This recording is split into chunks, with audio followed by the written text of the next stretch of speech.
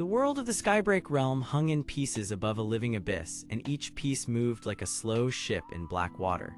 Great kingdoms floated on chains of light, small farms clung to broken stone islands, and old towers leaned over the edge of endless dark. Below them all waited the abyss, not empty but awake, breathing in deep waves that made the air cold and thin. In that strange place, power was not just strength, power was law. That was why the sealed crown mattered so much, because it held the balance of the whole realm in place. If the crown found the wrong bearer, the floating lands could fall into chaos. If it found the right one, the realm might survive. No one knew which outcome would come first, and that fear had already turned every kingdom sharp and cruel. Leo woke alone on a cracked stone platform that drifted between two larger kingdoms. He was a young man with messy black hair, tired gray eyes, and plain travel clothes torn from the fall that had brought him there. He did not know his full past, only that he had been thrown into this world with a strange gift inside him. When he touched a power and understood its rules, he could rewrite those rules. If a shield depended on distance, he could change the distance. If a flame depended on fuel, he could change the fuel. If a lock depended on one command, he could change the command. The gift was amazing, but it was also dangerous because it only worked when he truly understood what he was facing. Leo wanted only one simple thing at first. He wanted to stay alive and find out why he had been brought here. Yet that simple wish became impossible the moment the air above him rang like a bell, and the sealed crown in the distant royal tower began to stir for the first time in years. Across the floating world, people felt the shift. Some called it hope, some called it disaster. All of them started hunting for the one anomaly who could change everything. The first to move against him was Victor Hale, a cold man with slick silver hair, sharp eyes, and a gold uniform covered in battle marks from old wars. Victor led the Crown Guard, a royal force that protected the tower and controlled the war engines that kept the highest kingdom safe. He believed order was the only thing holding the realm together, and he saw Leo as a threat that could not be allowed to wander free. Beside Victor stood Sarah Reed, a stern woman with dark brown hair, a steel blue coat, and a calm voice that hid a hard heart. She was the commander of the Sky Bridges, and she wanted to capture Leo before any rival kingdom used him first. At the same time, a different hunt began below the streets. Drake Voss, a cruel man with black hair, red armor, and a smile that never looked kind, led a faction of scavengers who wanted the crown broken apart and sold in pieces of power. He did not care if the realm collapsed. He only cared that collapse would make him rich and feared. 3 sides, 3 motives, and one terrified boy stood between them. Leo learned all of this fast, because a tide of monster shapes rose from the abyss that same night, and every faction blamed the others while the real danger climbed the broken sky. The monster tide attacked like a wave of claws, masks, and long dark limbs, spilling onto the lower bridges and smashing lantern towers as people ran. Leo had no army, no armor, and no plan, but he did have his gift. He watched one monster use a shell of pressure to bounce through the air, and he understood the rule behind that movement. Then he changed it. The beast hit the ground hard, and Leo used the shock to launch himself forward, pulling 2 frightened children from a falling bridge. One was Emily, a girl with blonde hair, wide eyes, and a torn white cloak, and the other was Max, a boy with red hair, a small satchel, and a stubborn face that still tried to be brave. Emily was a healer apprentice who wanted to save as many people as possible. Max was a messenger who wanted to keep his friends alive and deliver warnings to the tower. They had no reason to trust Leo, but they saw him risk himself for strangers, and that mattered more than fear. Together they escaped into the lower market district, where broken stalls and shattered glass lit the path. There, Leo discovered the first deep truth of his power. He could not just win fights. He could reshape the rules of battle itself, but each time he did, the change pulled attention toward him like a beacon. The crown was not only stirring, it was calling, and the closer that call grew, the more the abyss below seemed to answer. In the market district, Leo met John Mercer, an old engineer with white hair, worn hands, and a rough brown coat stained by machine oil. John had helped build the Royal War engines many years ago, before he left in shame after seeing what the crown system truly cost the realm. He wanted the floating kingdoms to survive, but he no longer believed the royal tower was honest about how survival worked. John showed Leo hidden maps, old machine paths, and secret notes about the crown chamber. He explained the rule that had been buried for years. The crown did not choose a ruler by noble blood alone. It chose a bearer who could carry the balance between the floating kingdoms and the abyss below. That balance was held in place by a sealed engine under the royal tower, and the tower was failing. If the crown could not find a bearer, the whole realm would drift out of control. Leo heard the truth and felt something heavy settle in his chest. He was not just being hunted because he was strange. He was being hunted because every faction knew the crown was close to choosing, and each of them wanted to control that choice. John also revealed a sharper truth. The system had hidden from the people because the old kings feared panic more than collapse. They kept the world stable by feeding the abyss with stolen power from the lower islands, and the people below had paid the price for generations. Leo did not know yet whether the crown was a tool of mercy or a chain of cruelty, but he knew the system was built on lies. Before he could think longer, Victor struck with a royal war engine called the Iron Frame, a towering machine of steel ribs and glowing lines that crushed roofs as it moved. Sarah tried to hold the bridges closed, Drake sent scavengers to seize the chaos, and the monster tide returned from the edge of the dark. Everything slammed together at once. Leo stood at the center of it, his black hair whipping in the wind, his hands shaking, his mind racing. He understood the iron frame faster than anyone expected. It moved by linked weight, timed balance, and pressure release. So he rewrote the pressure release. The machine staggered, then he rewrote the balance. The machine dropped to one knee. Victor shouted orders and refused to retreat because he feared that if Leo escaped, the crown would choose him and end Victor's control forever. Sarah saw the same danger but also saw Leo saving people instead of running from them, and that made her hesitate for the first time. Max carried warnings through burning streets. Emily pulled the wounded into shelter. John guided the old machine tunnels beneath the district, and Leo, chased by all sides, kept making one choice after another that put others before himself. Then came the twist that changed everything. Inside the ruined bridge gate, Leo found a hidden seal marked with his own name.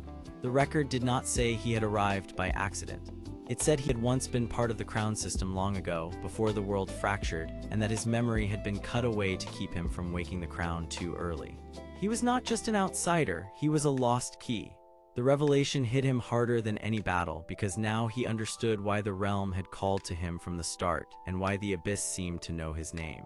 Yet the truth raised a greater fear. If he had been made for this role once before, then someone had planned everything from the beginning. The crown tower began to open its outer seals, and the sky above the kingdom split with white light. Victor raced toward the tower to claim control. Drake moved his scavengers to break the lower supports and steal what remained. Sarah ordered her bridge guards to protect the civilians, even if it meant defying the tower. John insisted that Leo must reach the core chamber before the system locked forever. Leo looked down into the abyss and felt it answering like a living heart. He understood then that the crown could stabilize the world, but only if its bearer accepted the old burden of feeding the lower islands into silence and fear. He also understood the deeper rule hidden inside his own gift. He could rewrite powers but not erase choice. The world would still become what people decided it should be. That was the moment Leo changed inside. He stopped asking only how to survive and started asking what kind of world deserved to survive at all. He leaped into the tower storm with Emily, Max, and John behind him, while Sarah held Victor back and the sky engines screamed around them. The crown chamber waited ahead, glowing with cold light, and the abyss below opened wider as if expecting an answer. Leo stepped forward, face set and heart burning, ready to face the choice that could save the realm or shatter it forever, while the crown finally turned toward him, and the next truth began to awaken. The crown chamber hung inside the tower like a broken heart, and cold light spilled across cracked stone, bent metal, and long shadows that trembled with the storm outside. Above them, the tower engines screamed and shook the air, while below them the abyss kept opening wider, as if the whole world was trying to swallow its own last hope.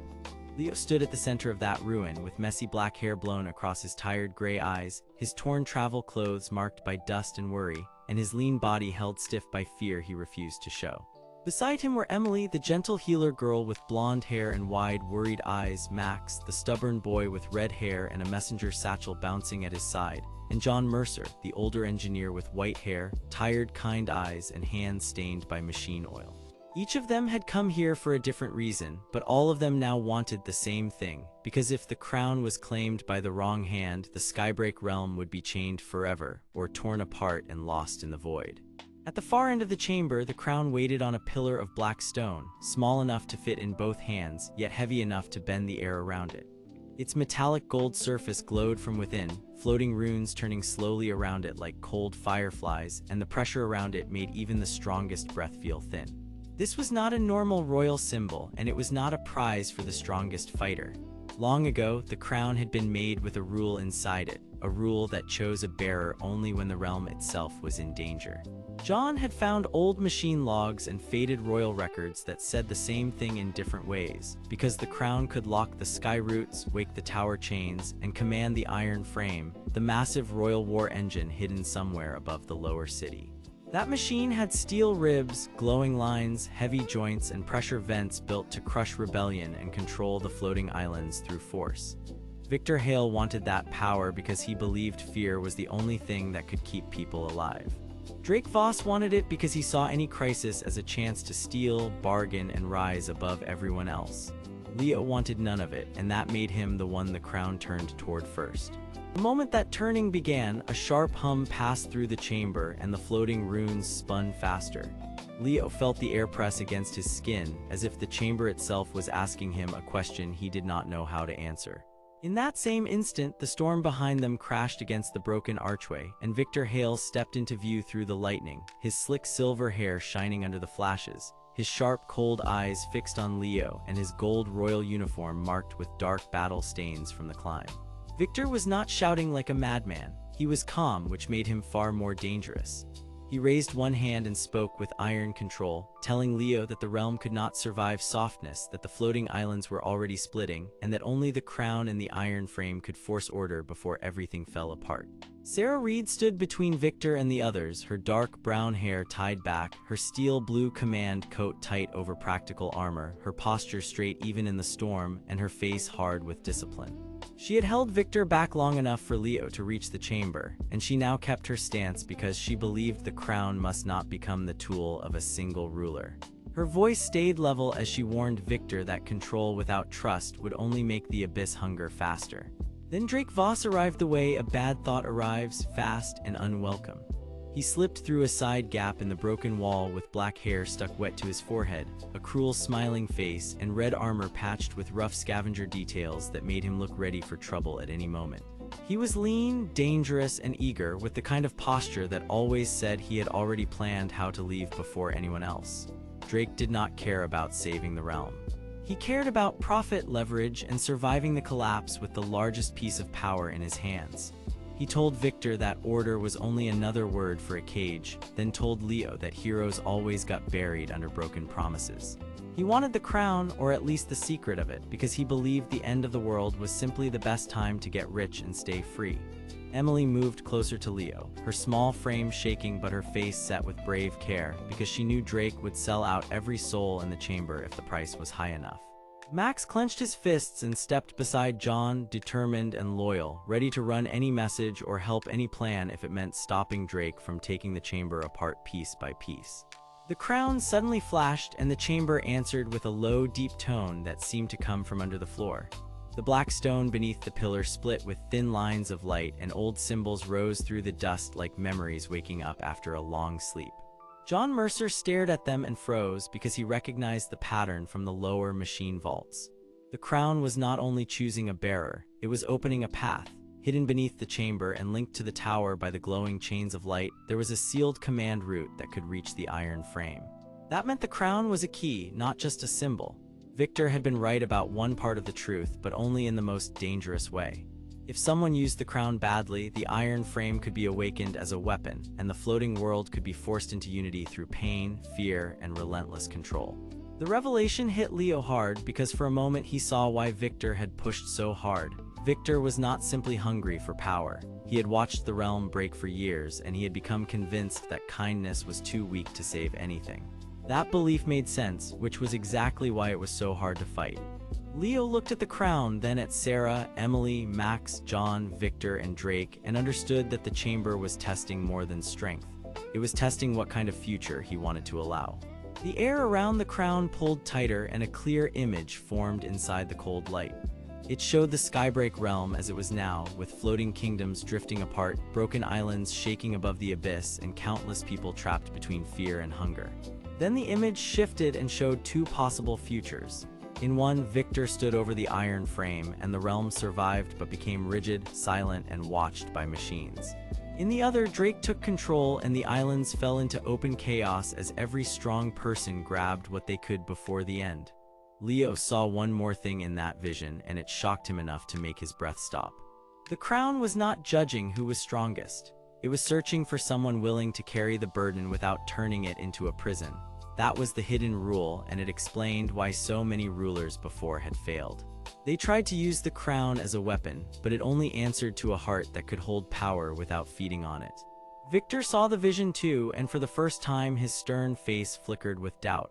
He had spent so long believing that control was mercy that he had never imagined another path could exist. Sarah noticed that hesitation and pressed her chance, telling Victor that the realm did not need a master, but a guard who could trust others to stand beside him. Max, hearing that, surprised even himself by speaking up in a clear voice, saying that people would fight harder for a future they chose than for a future forced onto them. Emily stepped forward next, her worried eyes bright with fear and hope together, and she said that healing was not only about fixing wounds, but about giving people room to breathe again. John added that machines were tools, not rulers, and that every tool broke if it was used only for force. Their words did not destroy Victor, but they reached him, and that mattered. Drake, hearing this gentle resistance, sneered and reached for the pillar instead, trying to grab the crown before it could settle on anyone. The chamber answered him at once. A ring of pale light slammed outward, forced his hand back, and sent him stumbling away with a furious curse on his lips. The crown had rejected greed in a way that left no doubt. Then the real choice came to Leo.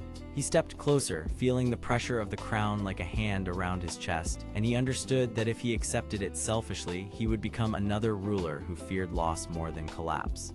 But if he refused it entirely, Victor might still seize the iron frame, or Drake might return with another scheme, and the realm would keep falling apart. Leo was not brave because he had no fear. He was brave because he felt the fear and walked anyway. He looked at the others, and for the first time he did not ask whether he was worthy. He asked whether they were standing together. Sarah answered with one firm nod. Emily took a shaking breath and nodded too. Max straightened his shoulders and gave a quick yes. John placed a rough, oil-stained hand over his own chest and nodded slowly, as if he had spent his whole life waiting for someone to finally ask him to help build something worth keeping. Victor said nothing at first, but his sharp eyes stayed on the crown, and the silence around him made his conflict plain.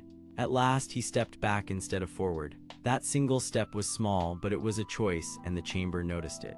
The crown lifted from the pillar on its own and moved toward Leo, slow and bright, while the runes around it circled faster and faster. The chamber grew louder, the tower shook harder, and somewhere deep below, the iron frame answered with a massive grinding sound like a sleeping giant turning in its cage. Leo raised his hands but did not grasp the crown yet, because he could feel there was one more truth waiting to break open. The vision in the cold light cracked, and inside it he saw a hidden royal seal, one that matched the old records John had found. It was Victor who had ordered the original crown chamber sealed years ago, not to protect the world, but to hide a failed attempt to command the iron frame before the machine had been fully stable. That was why Victor feared delay so much. He had already seen what a broken command could do, and he had been carrying that shame in silence ever since. The revelation changed the air in the room. Sarah turned toward him with new understanding. John closed his eyes because he finally knew why the machine vaults had been locked. Emily looked sad, not angry. Max looked confused, but he stayed ready. Drake only smiled wider because he now knew there was a crack he could exploit later. And Leo, standing before the glowing crown, realized that this battle was not only against a villain. It was against fear, regret, and the lie that one person must carry everything alone. The crown touched Leo at last, and the cold light wrapped around his hands without burning him.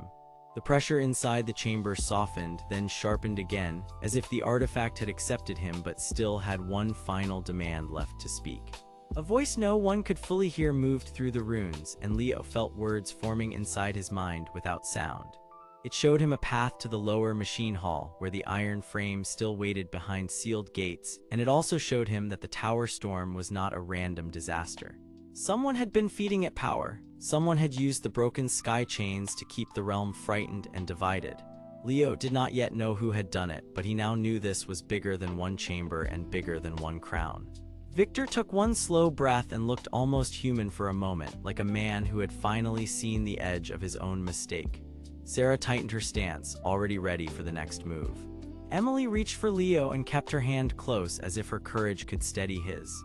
Max stared into the light with fierce hope. John adjusted his old coat and muttered that they would need tools, plans, and luck. And Drake, backing away into shadow, promised with his grin that he would be back before the storm ended. The crown had awakened, the truth had shifted, and the next door had opened, but the tower still shook, the abyss still waited, and Leo now had to decide whether to trust the team beside him or carry the weight alone as the chamber began to break around them. The tower chamber trembled like a wounded giant, and dust drifted through the air in slow gray sheets. Below the broken floor, the skybreak realm opened into endless black depth, where faint lights hung like distant embers. Leo stood near the glowing crown with his torn travel clothes shifting in the cold wind, and his messy black hair fell into his tired gray eyes as he tried to understand what came next. Around him, the others held their ground in different ways. Sarah Reed, a woman with dark brown hair and calm, focused eyes, kept her steel blue command coat tight over practical armor, and she watched every crack in the stone with steady care. John Mercer, an older man with white hair and tired, kind eyes, pressed one rough hand against his stained brown coat and studied the broken machine marks in the walls. Max, a boy with red hair and stubborn eyes, stood close with his small satchel and his youthful face set in fierce hope. Emily, a girl with blonde hair and worried eyes, gripped her torn white healer cloak and looked from one face to another, ready to help anyone who fell. And somewhere beyond the chamber, Drake Voss, a man with black hair, a cruel smiling face, and red armor full of scavenger marks, had already vanished into the shadow with his promise that he would return before the storm ended. The problem was now clear to everyone. If they could not leave this tower and learn the truth of the crown, Victor Hale and his crown guard would seize the entire skybreak realm, and the floating kingdoms would become a prison under force and fear. Leo did not speak at first because his mind was crowded with too many hard choices. He had been drawn into this place by confusion, and every step had only made the world feel larger and more dangerous. Yet the crown now floated in front of them with a cold gold shine, and its floating runes turned slowly as if it were waiting for a new bearer. John took a careful breath and said the tools they needed were not only metal tools, but also the right plan, the right path, and the right people. Sarah nodded once because she understood what he meant. A leader could not win a battle by force alone when the ground itself was falling apart. Emily moved closer to the broken edge, and her gentle face tightened when she saw a narrow bridge of stone hanging below the chamber, half hidden by smoke and drifting light. Max leaned forward and pointed toward it with sudden energy because his sharp eyes had caught the shape of a root no one else had noticed. He wanted to be useful, and he wanted to prove that hope could still matter even in a place like this. Leo looked at the bridge, then at the crown, then at the team around him. For a long moment, he felt the old urge to carry everything alone, because that had been easier than trusting people who might fail or leave. But the chamber shook again, a heavy beam snapped in the far wall, and the sound broke his silence. Sarah said they had only minutes before the room gave way. John agreed, but he warned that the lower path would lead them through the old royal machine vaults, a place built long ago to feed power into the tower. That detail mattered because if the iron frame was built from the same royal work, then Victor Hale might be using the old system to reach them faster than anyone expected. The enemy was not just chasing them now. He was using the tower itself as a weapon of control. That was when Leo finally understood why the crown had awakened here. It was not only choosing a bearer, it was forcing the truth into the open before the tower fell into the abyss. The crown did not want obedience. It wanted a person strong enough to protect the realm without turning it into a cage. That made the choice even harder because power without trust would only repeat Victor Hale's face with a cleaner mask. Leo lowered his head, then said the words that changed the shape of the room. He would not do this alone anymore. They would move together, and each person would carry the part that matched their strength. The moment he said it, the others answered without delay, and the fear in the chamber shifted into motion. Sarah took the lead with clear direction. John searched for the safest route. Emily gathered torn cloth and prepared to help anyone injured by falling stone. Max ran ahead to test the path. and Leo stayed near the crown long enough to feel its light warm against his hand, as if the artifact had accepted his choice without fully naming him yet. Then the floor lurched hard and the team began their descent toward the machine vaults below. The story was no longer about whether one boy could survive alone. It was about whether a small group could stay united long enough to face a ruler who believed control was stronger than trust. The answer would wait below in the dark, where the tower roots met the old royal engines and secrets slept behind iron doors. And the lower passage was narrow, steep, and lined with cold stone ribs that looked like the inside of some giant buried beast. Water dripped somewhere in the dark, and every sound echoed too loudly against the walls. Max moved first because his small frame and quick posture made him the best runner for tight spaces, and he kept glancing back to make sure no one was left behind. That simple habit told Leo more about him than any speech could have. Max was loyal because he had spent too much of his life carrying messages no one else could afford to lose. Emily stayed near the middle, using her calm hands to guide loose stones away and support anyone who slipped.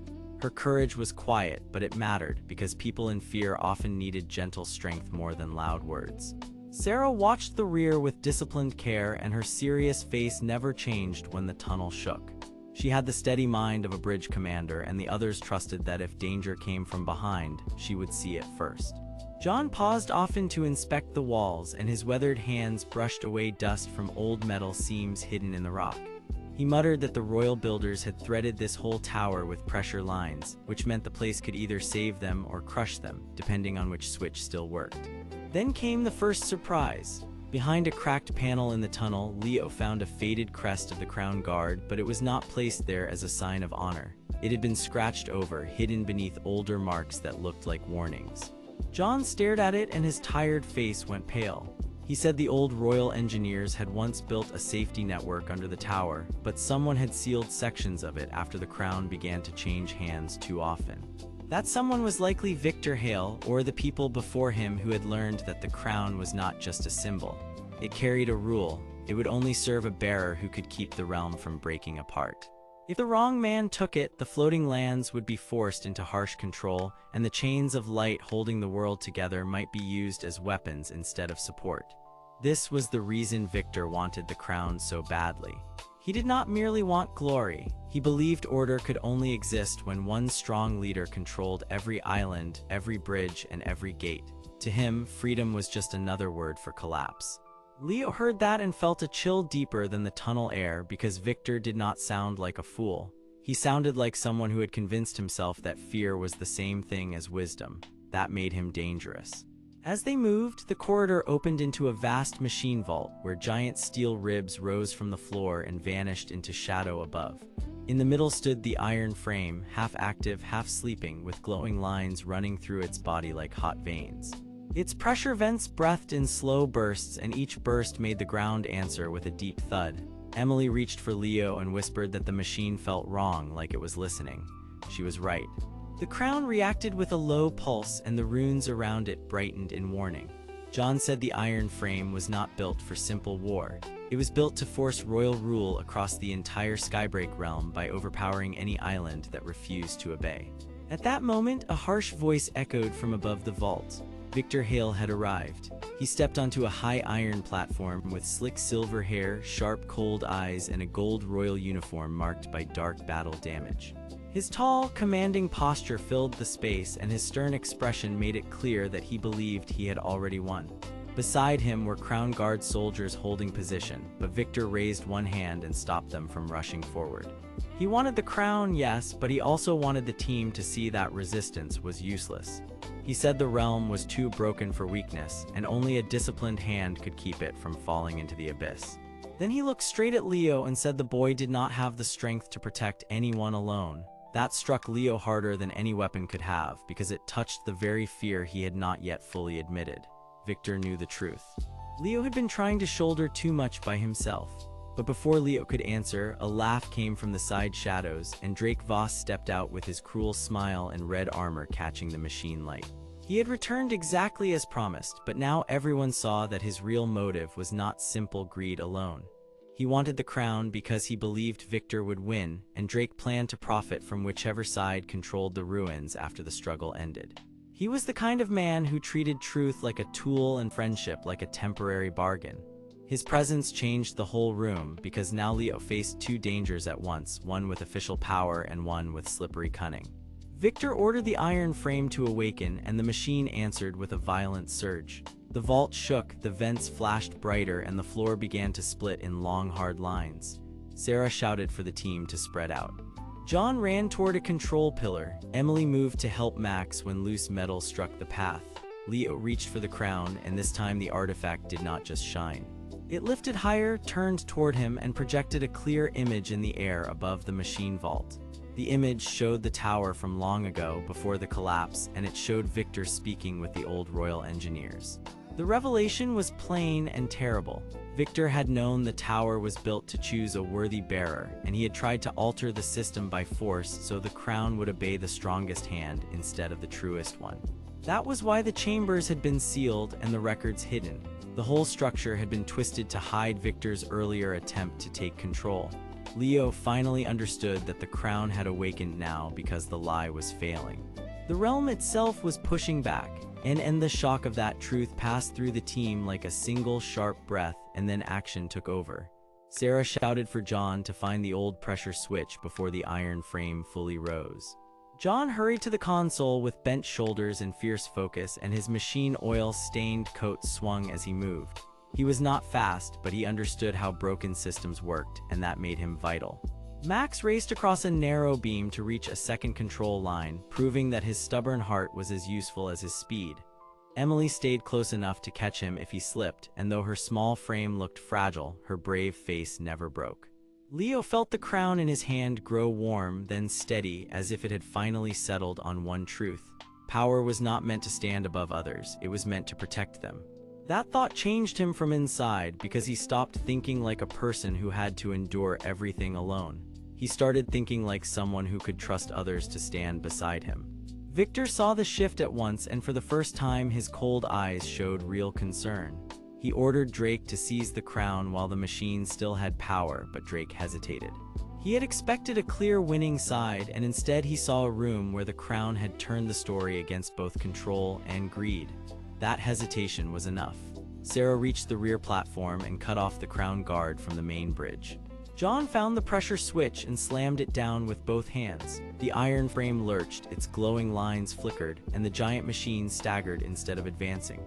Max pulled the secondary lever at the same time, and the vault vents opened wide, blasting heat and light through the chamber. The machine did not explode, but it lost balance and collapsed to one knee with a tremendous metallic cry. Victor staggered back from the platform edge, still standing, still dangerous, but no longer in command of the room. Drake cursed and slipped into the smoke, already choosing retreat over loyalty. That choice told everyone who he was. He would return only when he saw profit. The crown then floated toward Leo again, but this time it did not seal itself to his hand. It hovered between him and the team, showing that trust, not possession, was the true test. Emily looked at Leo with worried eyes and said they still had to get out before the tower finished breaking apart. John agreed because the collapse had only begun. Sarah pointed toward a hidden lift path that had opened behind the iron frame, likely an old escape route built for the royal engineers. The path led deeper, not up, and that meant the next answer was still hidden below. Leo glanced once at the others, then nodded with new calm. He no longer needed to prove he could carry the whole world by himself. He only needed to keep moving with the people who had chosen to stand with him. Together they ran toward the hidden lift as the vault shook behind them, the crown glowing above their heads, the machine groaning in defeat, and the shadow of Victor Hale gathering itself for the next move. The storm still raged outside the tower and the abyss still waited below, but now the team had a direction, a shared truth, and one more door opening into the dark. The hidden lift waited in a narrow chamber under the tower, where cold stone walls sweat with rain and the air felt heavy with old machine oil. Above them, the storm kept hammering the broken tower, and far below, the abyss moved like a dark sea with no shore. Leo ran in front, still wearing his torn travel clothes, his messy black hair stuck to his forehead, his tired gray eyes fixed on the only path left. He was a lean young man, plain in every way except for the hard new look in his face, because he had finally accepted that fear did not mean he had to stop. Sarah Reed kept close behind him, a woman with dark brown hair, calm eyes, and a steel blue command coat over practical armor. She moved with the steady discipline of a bridge commander because she knew every second mattered and every mistake could sink them all. Emily, a small girl with blonde hair and wide, worried eyes, held her torn white healer cloak tight around her shoulders, and she stayed brave because the others needed her gentle hands. Max, a boy with red hair, a worn messenger outfit, and a small satchel bouncing against his side, ran with stubborn focus because loyalty mattered more to him than comfort. John Mercer, an older man with white hair, a rough brown coat stained with machine oil, and tired, kind eyes, came last with his weathered hands ready to work the hidden lift controls, because he understood machines better than anyone alive in the tower. The hidden lift was not a simple platform. It was a deep iron cage built into the bones of the tower with old chains, glowing lines, and a ring of pressure vents that sighed like a sleeping beast. John knelt beside the control panel, brushed away dust, and found a narrow slot that fit the key plate they had stolen from the vault door. His face tightened when he saw the fresh damage in the wiring because someone had already tried to disable the lift from below. Sarah turned at once and scanned the chamber entrance, where the corridor behind them shook with every distant ooh-da-ah air from the iron frame. She did not need to see Victor Hale to know he was coming.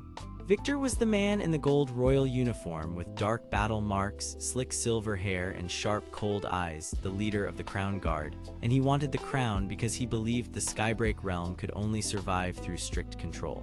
To Victor, freedom had become the same thing as collapse, and he had chosen force because fear had made him think mercy was weakness. That belief was dangerous, because if he reached the crown first, he could bind the broken floating kingdoms under one hard rule and crush anyone who disagreed. Leo looked at the crown as it hovered above the center of the chamber, sealed in pale gold light, its floating runes turning slowly in the air. The artifact no longer felt like a prize. It felt like a test. When he reached for it earlier, he had learned one hard truth, and that truth still rang inside him now. The crown did not choose the strongest hand, but the clearest heart. It answered only to the one who could bear its weight without turning people into tools. That was why Victor could never truly master it, no matter how much force he used. Leo had almost said that truth out loud in the vault, but he had stopped when he saw the fear in Emily, the grim focus in Sarah, and the tired patience in John. He understood then that carrying the world alone was not noble. It was foolish, so he lifted his chin, took one slow breath, and said very simply that he would not leave them behind. Those words changed the air between them. Max straightened at once because he had waited his whole life for someone to speak like that. Emily nodded through her fear because kindness made her stronger. Sarah gave a small, firm look of approval because she had spent too many years watching leaders order people into danger without ever sharing the cost. Then the chamber door behind them slammed open, and Drake Voss stepped through the smoke with a cruel smile and black hair tied back in rough strands. He wore red armor covered in scavenger plates, and his lean body moved with the easy confidence of a man who trusted greed more than loyalty.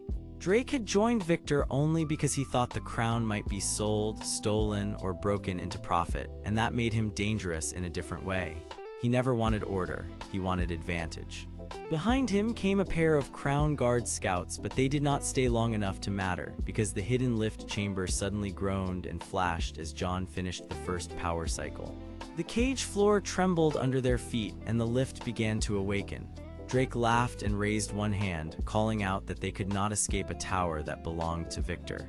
Sarah answered him with a cold stare and ordered everyone inside the lift ring, because she knew debate was wasted on men like Drake.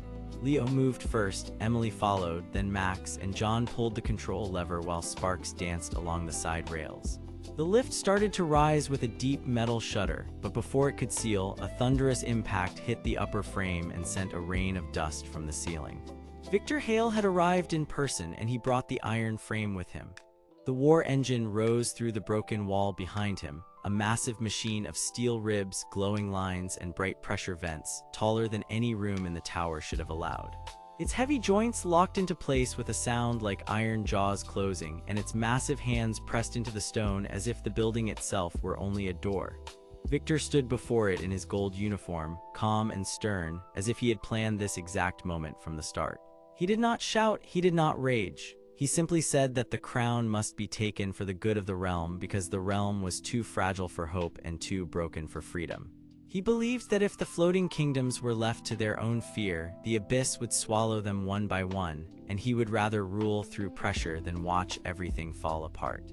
That was his motive, simple and cold, and it made him even more frightening because he truly thought he was right.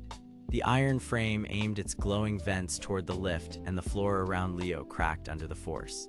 John grabbed the rail and shouted for everyone to hold on. Sarah drew the team into a tighter line and told Max to cut the side release if the cable snapped. Emily pressed both hands to the wounded metal and tried to steady the lift with her own small courage. Leo felt the crown pulse above him, and for one terrible second he thought he should let it go and face Victor alone. Then the twist came, clear and sharp, and it changed everything.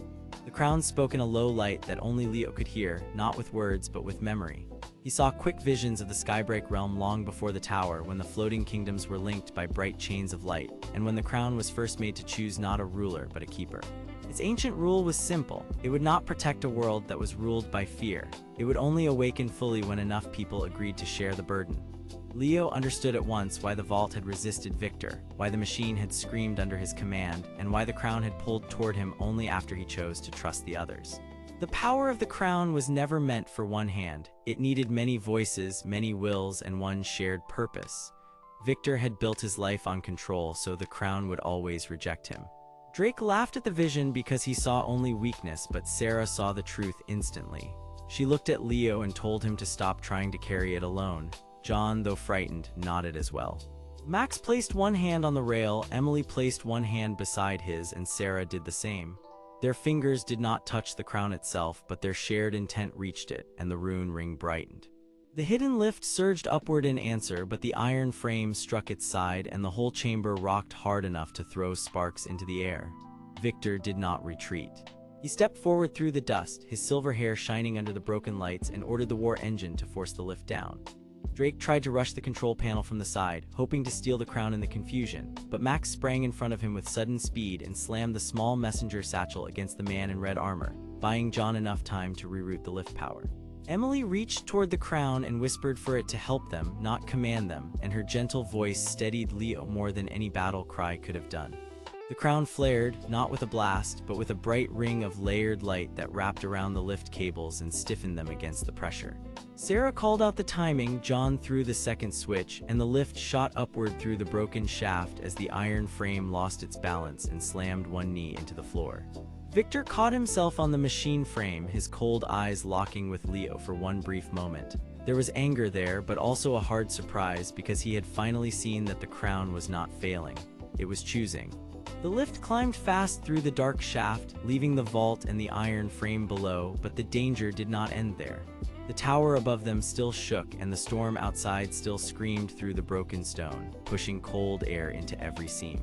Through a narrow opening in the shaft wall, Leo saw more floating islands in the distance, some lit by pale lanterns, some hanging silent and broken over the abyss.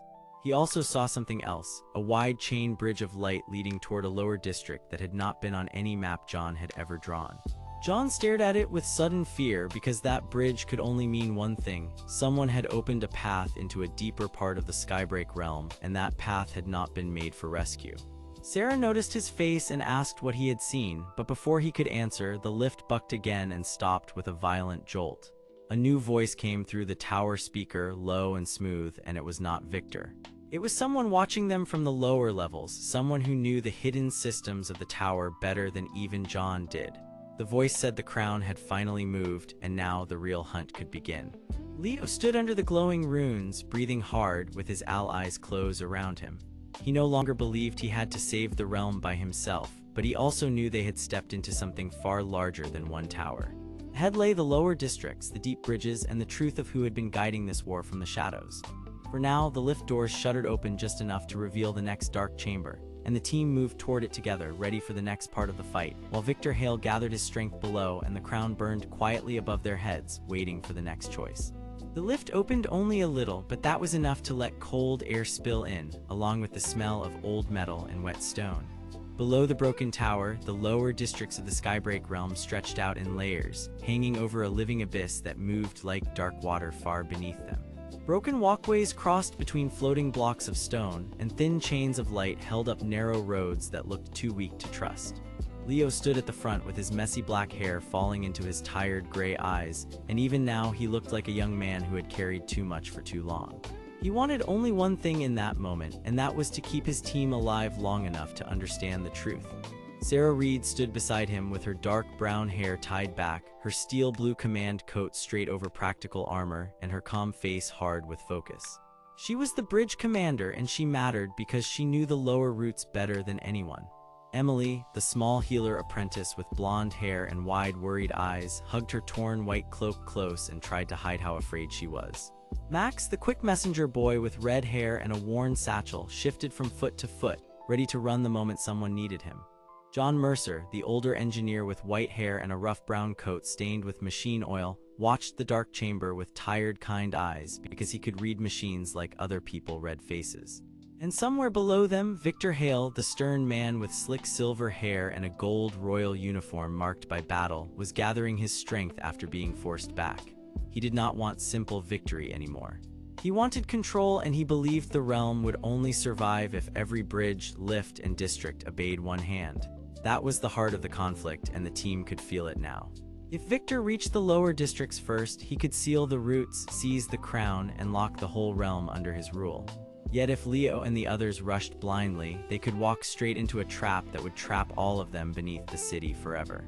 Sarah stepped through the half-open lift doors first, and the others followed her into the dark chamber one careful breath at a time. The room was wide, but it had once been a control hall, with broken panels on the walls and dead rails in the floor. Thin lines of light still glowed in cracks under the stone, and every surface seemed to tremble with old power. Leo saw that the chamber had more than one exit, which meant more than one way to be hunted. He also saw a symbol burned into the far wall, a simple circle crossed by 3 lines, and John Mercer stopped at once when he saw it. His face tightened and his old hands clenched into fists. He knew that mark because he had once worked on the systems that served the Royal Heights. It was not a decoration. It was a seal mark used to hide a control path under the city. John told them in a low and careful voice that the lower districts were not just poor homes and old bridges. They were a machine network built long ago to move power between the floating islands. Someone had been waking those old systems in secret. Someone had also been using the crown as a key. That was the first clear sign that the war was bigger than one angry ruler. Sarah asked the question that all of them feared, and John answered it plainly.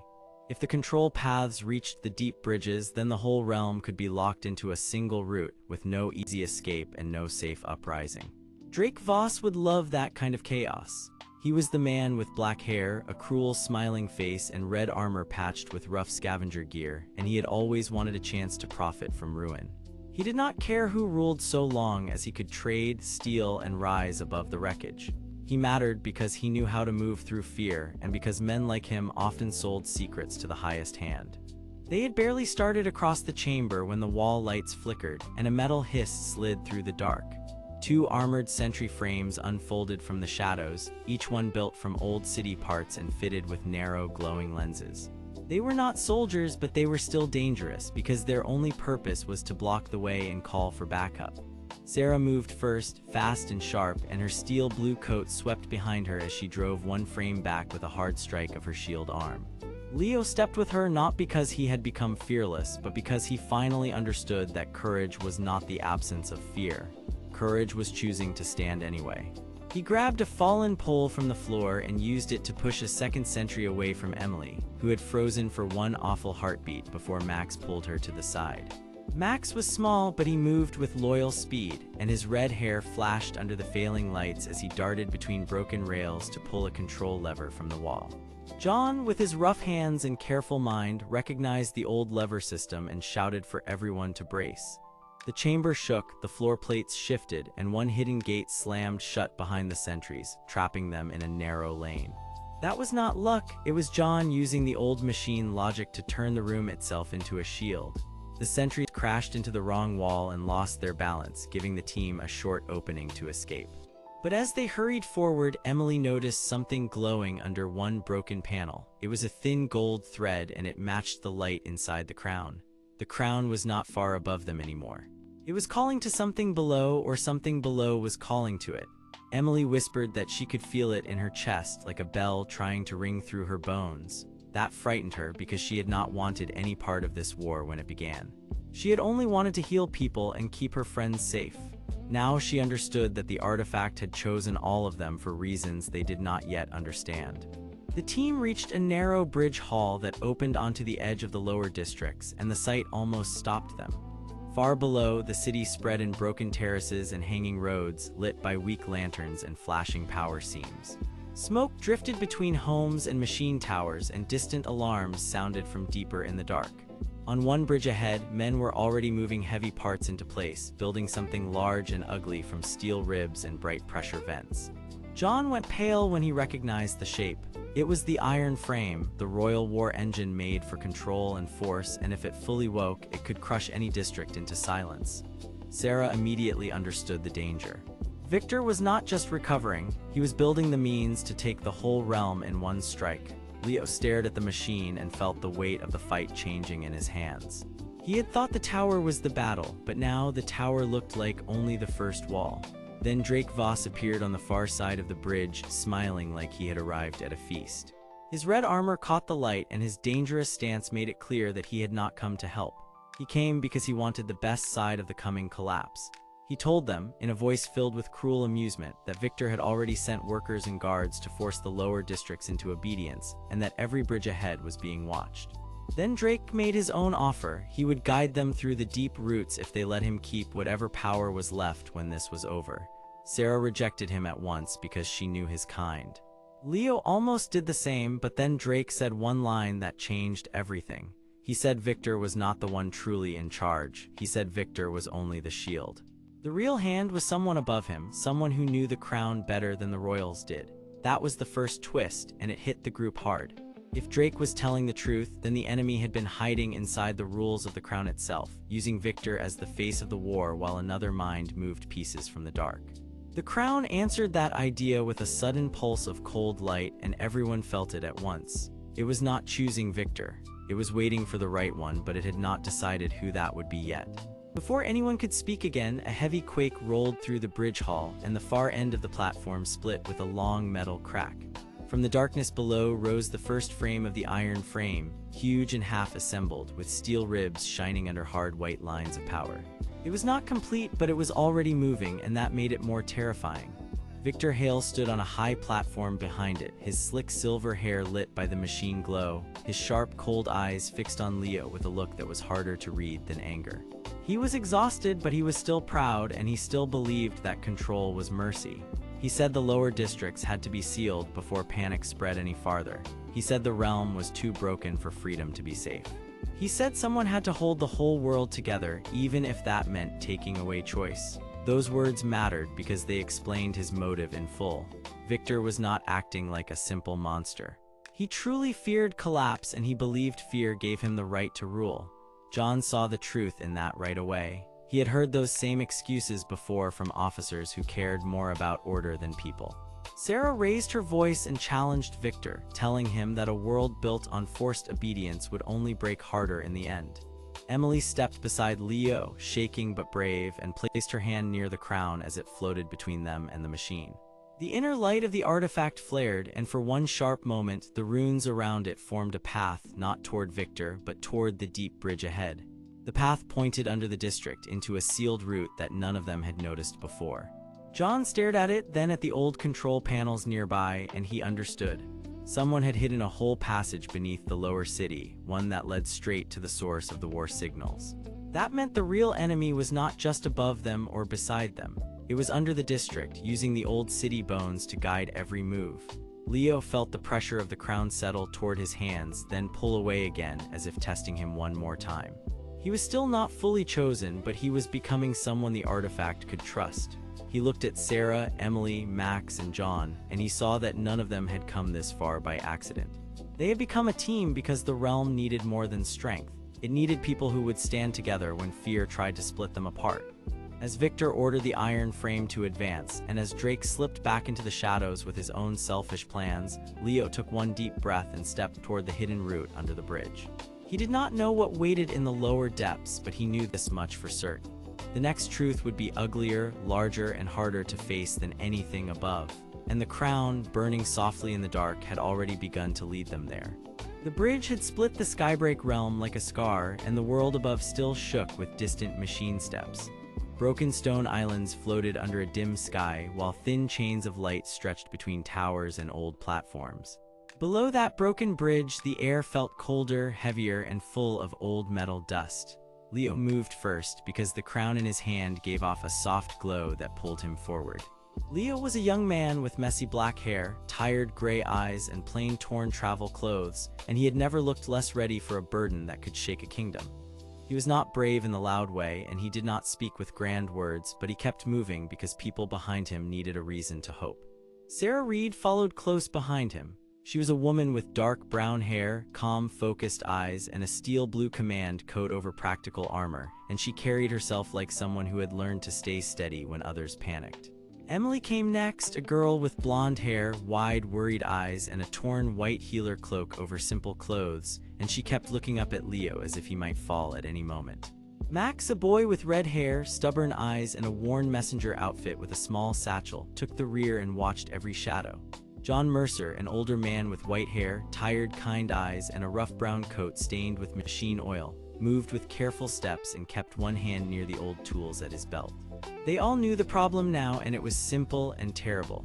If Victor Hale seized the crown above, he would use the iron frame to lock the whole skybreak realm under rule. If Drake Voss found the crown first, he would sell every secret in the dark for power.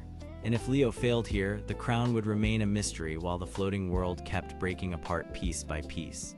The hidden route under the bridge was not a normal tunnel. It was a wound in the stone, cut into the broken foundation long ago and then sealed with iron bars, old chains, and faded royal marks. John Mercer bent close, brushed away dust, and stared at the marks with a slow, uneasy breath. He was a former engineer, and his mind was full of old systems, broken locks, and dangerous machines that people had forgotten. "This is not a drain path," he said in a low voice. "This is part of the old control line built to move power under the bridge without anyone seeing it." Sarah narrowed her eyes. She wanted order but not blind obedience, and she needed the truth more than she needed comfort. "Who built it?" she asked. John pointed at the royal marks. "The Crown Guard did long before Victor was in charge. They buried it because they were afraid of what was down there." That answer hung in the cold air, and then the crown in Leo's hand glowed brighter. It felt warmer for 1 second, then suddenly colder, as if it were warning them not to stand still. Leo swallowed hard and looked at the narrow opening ahead. He had already been exhausted and confused before, but now he also felt chosen, and that feeling scared him almost as much as the dark path itself. Emily stepped near him and spoke with quiet courage. "If the crown is leading us, then something down there matters," she said. "If it can help fix this world, we have to know." Max nodded fast because he trusted action more than fear.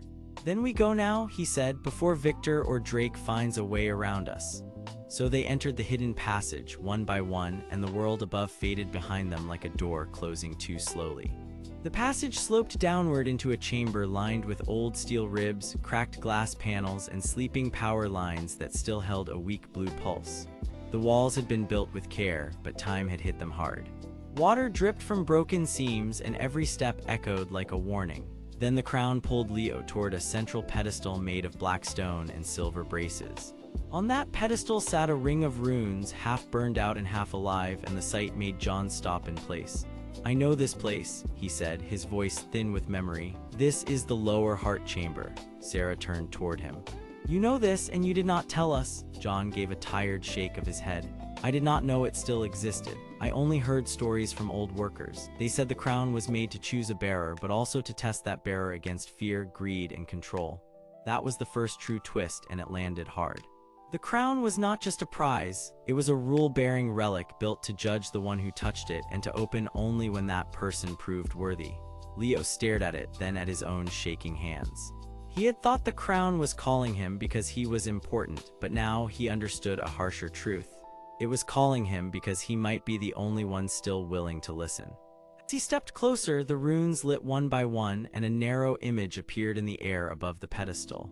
It showed the skybreak realm from below, with long chains of light anchored to hidden engines deep under the islands. Emily gasped softly. Max leaned in and whispered, "That is keeping the islands up." John nodded with a grim face. "And if those anchors fail, the whole realm will sink into the abyss." That made the stakes real in a new way. The battle above was not only for a crown, it was for the life of the entire floating world. Before anyone could speak again, the chamber trembled and a harsh voice rolled down from the passage behind them. "Step away from that relic." Drake Voss emerged from the darkness with a cruel smile, his black hair falling over one eye, his red armor scraped and patched with scavenger parts, his lean, dangerous body moving like a knife looking for a place to cut. He had followed them after all, just as selfish as ever, and he wanted the crown because he believed power was the only law that mattered. "I knew the crown would lead me to something useful," he said, looking at Leo with open hunger. "You do not deserve it, and Victor does not deserve it. I deserve whatever wins this world." Behind Drake came two scavenger runners, smaller figures who looked nervous and ready to run at the first sign of trouble. Drake had not come to help, he had come to steal, and he had brought backup in case fear failed him. Sarah moved in front of the group, her steel blue coat catching the blue light from the chamber. "You are not taking anything from here," she said. Drake laughed and spread his hands. "You still think rules matter in a broken world?" Then he lunged for the pedestal, but Max acted first. The red-haired boy darted sideways, swung his messenger satchel, and smashed a loose control rod into Drake's arm. The blow did not end the fight, but it forced Drake back with a furious curse. Emily hurried to Leo, placing one steady hand on his shoulder. "The crown chose you," she said. "Do not let him shake you." Leo looked at her, then at the glowing ring, and felt a strange peace settle inside his fear. He had been acting like someone dragged by events, but now he understood that courage was not the absence of fear.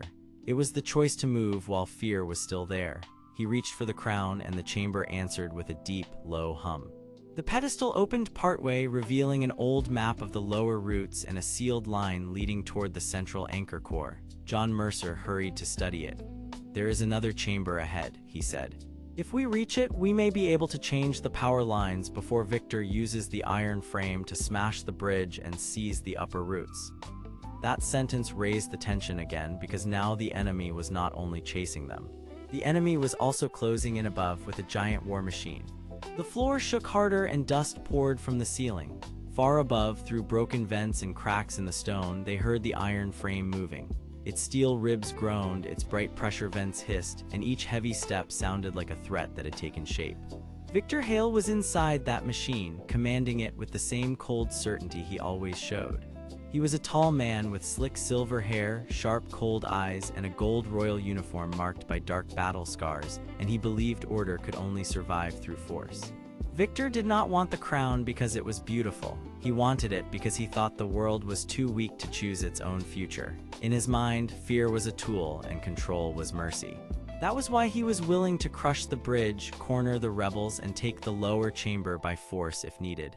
His motive was frightening because it made sense in a harsh way. He was not random. He was convinced that only one strong hand could keep the Skybreak realm from breaking apart forever. That conviction made him more dangerous than a simple bully. The chamber lights flickered, and John quickly worked at the pedestal with shaking but careful hands. "There is a manual release," he said. "If I can sync the power flow, we might block the iron frame for a little while." Sarah turned sharply. "A little while is enough if we use it well." She looked at Leo next, and her voice softened just enough to show trust. "You need to carry the crown deeper. We will hold this place." Leo hesitated because the old habit of doubt still clung to him. He did not want others to protect him while he ran, but he also saw the truth in Sarah's face. They were not asking him to be perfect, they were asking him to keep going. Then the chamber split with a blast of white light as the first outer gate gave way. Victor had found them. The iron frame had reached the upper support line and was forcing its way toward the hidden route, while Drake was still close enough to cause trouble from any angle. The story had now trapped every choice into one narrow path. Sarah drew the group into positions around the pedestal. Emily gathered broken cables and old light shards, ready to help if the power surges turned wild. Max climbed onto a low rail for a better view of the entrance, his stubborn face tight with fear and resolve. John worked the release panel with both hands, teeth clenched, while Leo held the crown at chest level and felt it pulse faster and faster. Then the crown spoke, not with words, but with a clear pressure in his mind, as if it were showing him a memory buried under stone. He saw the crown not as a prize, but as a lock. He saw the islands above as pieces of one machine. He saw the anchor core below as the true heart of the Skybreak realm, and he saw a final truth that changed his understanding of everything. The world had not only been broken by war. It had been protected by a choice long ago, a choice that required a bearer willing to share power instead of hoarding it. Leo understood at last why the crown burned when he lied to himself and went calm when he told the truth. It wanted a bearer who would carry the burden with others, not alone. That was the second revelation, and it cut through his fear like a clean blade. He lifted his head, looked at Sarah, Emily, Max, John, and even the snarling shadow of Drake beyond the gate, and he finally spoke with full certainty. "I will not run from this anymore." The crown brightened, the chamber answered, and the hidden passage ahead opened wider, revealing a long stair of black stone that led down into even deeper dark. But before they could step forward, the first steel hand of the iron frame crashed through the outer gate, and Victor Hale ordered the machine to advance one more step into the light. The chamber below the floating ruin shook as the first steel hand of the iron frame crushed through the outer gate, and every sound inside the room turned sharp and cold. Above the broken stone floor, pale light from the crown spread in thin lines across the walls, and the long stair of black stone below the hidden passage waited like an open mouth. Leo stood near the edge of that stair with tired gray eyes wide and fixed, his messy black hair falling over a face that had already seen too many fears in one day. He wore plain torn travel clothes, and his lean body looked small beside the power around him, yet the crown had just answered his voice, and that was enough to change the air in the room. Emily stood close behind him, her blonde hair pulled back in a loose mess beneath a torn white healer cloak, her wide, worried eyes jumping between the stair and the gate while she tried to stay brave for everyone else. Max, the red-haired boy with stubborn eyes and a worn messenger outfit, held his small satchel tight against his side, ready to run if a door opened or if danger came too close. John Mercer, the older man with white hair, tired, kind eyes, and a rough brown coat stained with machine oil, stepped forward with careful hands and the look of a man who already knew how machines could ruin lives. Sarah Reed arrived from the side chamber a heartbeat later, her dark brown hair tied back under a steel blue command coat and practical armor, her posture straight and disciplined even as alarm echoed through the ruin. Then there was Drake Voss, the cruel man with black hair and red armor covered in rough scavenger details, standing beyond the inner gate with a greedy smile and a dangerous lean body, watching both sides like a fox waiting for the whole den to catch fire. Victor Hale gave the iron frame one more command from beyond the shattered gate, his slick silver hair gleaming under the broken light, his gold royal uniform marked by dark battle stains, his cold eyes fixed on the crown with an almost calm hunger. He believed the Skybreak realm could not survive freedom, because he had seen too many floating kingdoms break apart when no one held them together with force. He wanted the crown because he thought only his rule could stop the realm from falling into the abyss. The conflict was now clear to everyone in the chamber, and if Victor took the crown, then every island, bridge, and chain in the Skybreak realm would be bent to his will. Leo felt that truth settle inside him like a weight, and for the first time he did not look away. The crown brightened again, and the hidden passage widened with a low stone groan, as if the ruin itself had chosen a side. Then a voice rose from the stair, thin and cold and full of warning. It was not a new voice, and yet it made Emily flinch, because it came from the dark below where no one had seen anyone standing. The hidden stair breathed cold air up into the ruin, and the air carried dust, oil, and a strange metal scent. Leo stood at the edge of the widening passage, his messy black hair hanging over tired gray eyes, while the crown floated near his chest and gave off a low, steady light. He looked exhausted, confused, and still afraid, but he did not step back this time. Emily, the small blonde girl in the torn white healer cloak, pressed one hand to her own chest as if her heart had jumped free. Sarah Reed, the woman with dark brown hair and the steel blue command coat, raised her chin and took one careful step forward, because she was the bridge commander and she knew panic could break a team faster than any blade. Max, the red-haired boy with the messenger satchel, hovered near the wall and watched every shadow with stubborn eyes. John Mercer, the older white-haired engineer, narrowed his tired, kind eyes toward the stairs and listened for the rhythm of old machines deep below. They all heard the same thin, cold voice again, and that voice said Leo should not go down because the crown was not a blessing, but a lock. The voice belonged to Victor Hale, the silver-haired leader of the Crown Guard, and he had reached the lower level before them by another path. He wanted the crown because he believed the Skybreak realm was already too broken to survive freedom, and only strict rule could hold it together. Yet Victor did not want power for greed alone. He had seen bridges fail, islands drift apart, and whole communities nearly vanish into the abyss below, so he believed order was the only way to stop that fate. That was why his warning sounded cold instead of kind, because to Victor, control was mercy. Leo listened, and for the first time he understood that the real fight was not only against Victor, but against the fear that made people accept cages. Sarah signaled for silence and the group moved down the stair one careful step at a time. The stone below was older than the ruin above, and the walls were lined with narrow metal rings that still carried faint glowing lines. John touched one ring and frowned because it matched the pressure vents used in the oldest royal machines. That was when he spoke the truth that changed the shape of the moment. The crown had never been a symbol alone. It was a command key built to guide the iron frame, the massive royal war engine hidden beneath the realm. Long ago, the rulers of the Skybreak realm built the iron frame to hold the islands in place and force every chain to obey one master signal. But the machine was too strong, and every time it was used in anger, it pulled more power from the ruins and made the fractures worse. The old rulers sealed the crown and hid the machine below the central ruins, hoping no one would wake it again. Leo felt the crown pulse against him as John spoke, and the feeling was not warm or gentle. It was a heavy choice, asking not what he wanted, but what he was willing to carry. Then a second shape moved in the dark below, and Drake Voss stepped into the weak light with a cruel smile and red armor marked by scavenger scraps. His black hair was tied back, his lean body moved like a knife in motion, and his eyes shone with greedy patience. Drake wanted the iron frame for a different reason than Victor. He did not care about order or rescue. He wanted the machine because anyone who held it could crush rivals, steal bridges, and force the Skybreak realm to bow. Victor and Drake had both been hunting the crown, but for opposite kinds of control, and that made them more dangerous together than apart. Drake clapped slowly and said the best kind of kingdom was one where the strongest liar won. Sarah snapped that he would not touch the machine, and Max darted backward to send a warning note through a side channel to the others on the upper bridges, because he knew they had little time left. The stairs opened into a giant chamber under the ruin, and the chamber held the sleeping body of the iron frame. It rose in steel ribs from the floor, half wrapped in chains of light, with heavy joints locked by old seals and bright pressure vents breathing in soft blue bursts. It looked like a giant guardian made for war, but also like a prison that had never fully closed. Victor stood on a raised platform beside it, his gold royal uniform scratched and darkened by battle marks, his slick silver hair shining under the pale light, his sharp, cold eyes locked on Leo.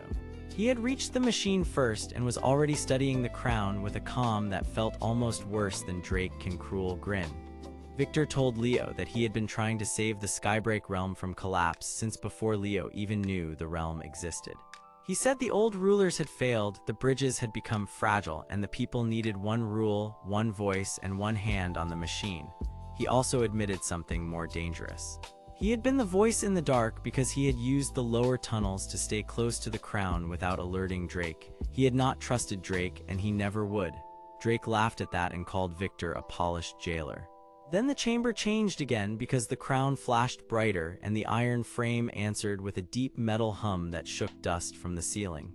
The machine was waking, and its first movement was not controlled by Victor, but by the crown itself. The hidden rule of the artifact was now clear to everyone. It did not simply obey the strongest person. It answered to the one who understood why it had been sealed. That was why Leo mattered more than the others. He had been confused, tired, and afraid, but he had also listened instead of grabbing. The crown had chosen that patience. Emily moved first when the pressure in the chamber began to swell. She was small, and she looked fragile in her torn white cloak, but her calm, focused eyes stayed on her friends instead of the danger. She ran to Max and checked his arm, then pressed her healing hands against Sarah when a sharp tremor threw the commander against a broken rail. Emily did not fight like the others, yet everyone in the chamber depended on her courage, because fear can make wounds worse and hope can keep a team standing. John shouted for everyone to stay away from the central vents because the machine was trying to connect all the old lines at once. He saw the pattern faster than the others did. The crown was not only a key, it was a judge. It would bind the realm to the will of whoever fed it the right command, but that command had to be made with a clear purpose, or the machine would lock the whole Skybreak realm into a single frozen path. Victor stepped toward Leo and demanded that he give up the crown before Drake turned the chamber into a battlefield. Drake answered by throwing a heavy chain hook toward the control ring, hoping to seize the machine before anyone else. Sarah blocked the hook with her shield and drove Drake back with a sharp command that echoed off the stone. Max rushed along the side ledge, slipping between sparks and broken stone, to reach a manual override wheel that John had just spotted. Leo stood in the center of the shaking chamber, and the weight of the crown pressed harder than before. He finally understood the cruel truth hidden inside the artifact. The crown had been built by people who feared freedom more than they feared ruin. They had made a machine to hold everything still, and then they had pretended that stillness was safety. The voice from the stair was Victor, yes, but the warning was also real. If Leo used the crown wrong, the entire realm could be chained into a false peace. If he refused to use it at all, Drake would take the machine and force the islands into open ruin. Both choices looked like traps. So Leo did the one thing neither enemy expected. He listened to the crown not as a weapon but as a burden, and he asked what the realm truly needed. The answer came through the floor, the walls, and the glowing chains outside the chamber. The Skybreak realm did not need to be ruled like a prison, and it did not need to be shattered by greed. It needed balance, repair, and time. Leo understood that the crown was not asking for conquest. It was asking for restraint. He stepped toward the central ring, and the light around him turned from sharp white to steady gold. Victor froze because he saw that Leo was not choosing his kind of order. Drake froze too because he realized the machine would never belong to a thief. Leo placed the crown into the command cradle, and the iron frame began to move in slow, careful motions instead of wild force. The chains around the chamber brightened, then stretched outward through the ruin, reaching into the hidden lines beneath the floating islands. The whole realm trembled, but it did not break. Bridges across the upper levels steadied for the first time in many days. Loose islands stopped drifting apart, yet the price was clear. The machine had awakened fully, and somewhere far beyond the ruin, more sealed routes were opening, along with old dangers no one had yet seen. Victor lowered his weapon a little, shocked that Leo had chosen a path he never considered. Drake snarled and retreated into the lower dark, promising that the next move would belong to him. Sarah held the chamber with her team beside her, and Emily smiled through her fear because the people above were still alive and still connected. John watched the glowing lines fade into a new pattern and knew the realm had changed forever. Leo, still exhausted, looked at the crown now resting in the machine and felt something new settle in his chest. He was no longer only the boy who ran from strange power. He had become the one who could carry it without being ruled by it. But as the last tremor passed, a second door in the floor cracked open, and from that opening came a wind colder than the stair. A hidden voice, older than Victor and deeper than the machine, whispered from below that the real owner of the crown had finally noticed them. Everyone turned at once because whatever waited under that door had been awake all along. The floor shook again, and the cold wind rushed upward through the crack, sharp enough to make everyone step back. The chamber around them was built from old stone, metal ribs, and hanging chains that glowed with weak light, all of it suspended above the open sky of the Skybreak realm. Below the broken floor, the air felt older than the tower itself, and the silence that followed the whisper was worse than any shout. Leo stood at the front, a young man with messy black hair, tired gray eyes, and torn travel clothes that still hung on his lean frame. He had just learned how to hold the crown without letting it crush his mind, and that change mattered now more than ever, because the voice from below had called the crown by name and had spoken like a ruler returning to a stolen room. Beside him, Sarah Reed, a woman with dark brown hair, calm, focused eyes, and a steel blue command coat over practical armor, lifted one hand and ordered everyone to stay still. Victor Hale, a tall man with slick silver hair, sharp, cold eyes, and a gold royal uniform marked by dark battle stains, stepped forward with a hard face, because he had spent too long believing he should be the one in control. Drake Voss, a man with black hair, a cruel smiling face, and red armor with rough scavenger details, kept one hand near his belt and watched the opening like a man who smelled profit in danger.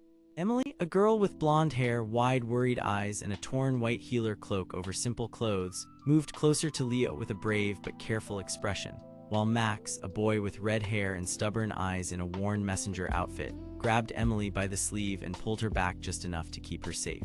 John Mercer, an older man with white hair, tired, kind eyes, and a rough brown coat stained with machine oil, stared into the hole like an engineer seeing a machine that should not exist, and his weathered hands trembled once before he forced them still.